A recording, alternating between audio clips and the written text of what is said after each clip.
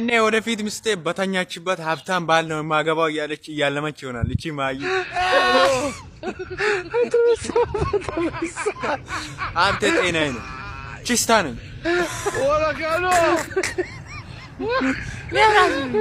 ለማንኛውም አልሚ ይኸው ሰይጣን ሊፈትንሽ ሲፈልግ ማለት ነው ቲክታክ ላይ የሚጨፍረው ወንድ ወደ ህይወትሽ ይልክብሻል። ከዛ ጮጋራሽ ተሊጦ ያልቃል። ጉበትሽን ተፍተሽ ትሞቻለሽ። خلاص አለቀ።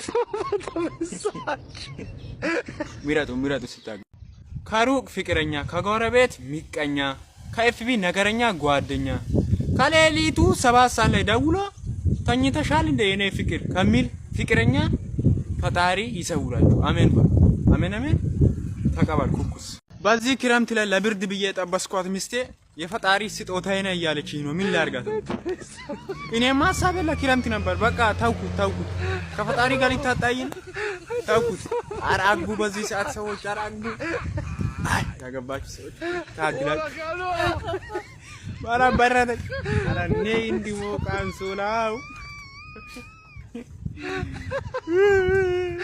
ሀብታም ሲደውል ወዬ ዳህ ሲደውል አቤት ሰው የምትሉ ሰዎችን ፈጣሪ ይድፋችሁ።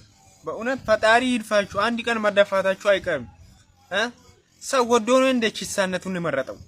ሰው ወዶ ነው እንደ መናጤ ሆነው ወዶ አይደለም። አጫብጫቢዎች አሽቃባጭ ሁላ ማለት ነው።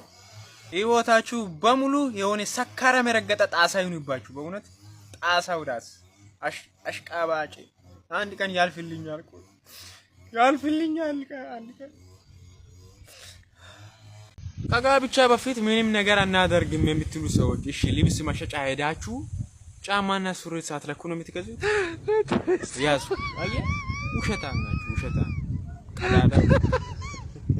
ቆይ እድሜያችሁ ከ30 በላይ የቆሰባችሁ ሰዎች ትዳር ልጅ ምናምን አትፈልጉም ወይስ ለትዳር ስሜት የላችሁ? እንዴ ንገሩና ወይ ለኛ ቦታ ሊቀቁ። ፓስፖርት ነው እንደሚጠብቁ። ምን ጉድ ናችሁ? የሚስቲን ወይም የፍቅረኛን ፎቶ ፖስት አታድርግ ወንድሜ፣ ይቅርብኝ ተው። ምክንያቱም እሷ ጋር የተኛው ወንድ ኮሜንት ላይ መጥቶ ይስቅብሃል። እውነቴን ተው ይቅር። እኔ የምልሽ ቆንጂት ያ እንቅልፍሽን አጣሽ 24 ሰዓት በሙሉ ታውሪው የነበረው ልጅ አገባሽ? የለም ጠፍቷል አይደለ? ያንን የሚታጠፊውን ጊዜ ቢተኝ ኖሮ ዛሬ ደንዝዘሽ በ50 ሺህ ብር ሁማኔር ገዝተሽ ጭንቅላትሽ ላይ ታረጊው። አምተል በማያገባን መግባት ያው ልምዳችን ነው። 25ቱ አልፏል ፈጣሪ ይመስገን። ግን 26 ላይ ኮላሊቲንም ቢሆን ሽጠ መለወጥ አለብኝ። ከዛ ከካርፋፋ ጓደኛ ጋር ወሬ ከምትቂት ኮላሊቲንም ቢሆን ሽጠ መለወጥ አለብኝ። በዚህ ነግሬያለሁ። አለውነ የለም ይሁን እንዲነት